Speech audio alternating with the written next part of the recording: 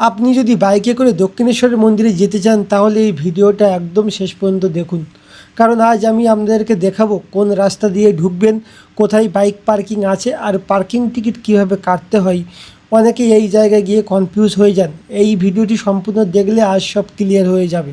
এই মুহূর্তে আমি আছি দক্ষিণেশ্বর কালী মন্দিরের কাছাকাছি। এখানে প্রতিদিন হাজার হাজার মানুষ পুজো দিতে আসেন, তাই ট্রাফিক আর এন্ট্রি নিয়ে একটু কনফিউজ থাকে, বিশেষ করে যারা বাইক নিয়ে আসেন। আপনি যদি বাইকে আসেন তাহলে সাধারণত আপনাকে বিটি রোড ধরে আসতে হবে। কলকাতার দিক থেকে আসলে বিটি রোড ধরে সরাসরি দক্ষিণেশ্বরের দিকে আসবেন। মন্দিরের আগে ট্রাফিক পুলিশ নির্দেশ দেয় কোন দিক থেকে ঢুকতে হবে। মন্দিরের একদম সামনে বাইক ঢুকতে দেয় না, আপনাকে একটু আগেই থেকে নির্দিষ্ট পার্কিং রুটে ঢুকতে হবে। এখন আসি সবথেকে গুরুত্বপূর্ণ অংশ, পার্কিং টিকিট।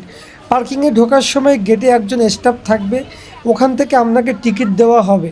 বাইক নিয়ে ঢুকবেন, গেটের টাকা দেবেন, পরে দেওয়া যাবে যদিও টাকাটা।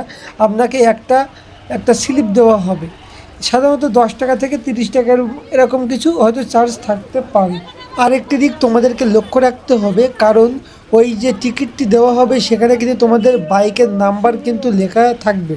কারণ আমার বন্ধুর সাথে কিন্তু আজকে ঘটেছিল, নাম্বারটা ভুল লিখে ফেলেছিল।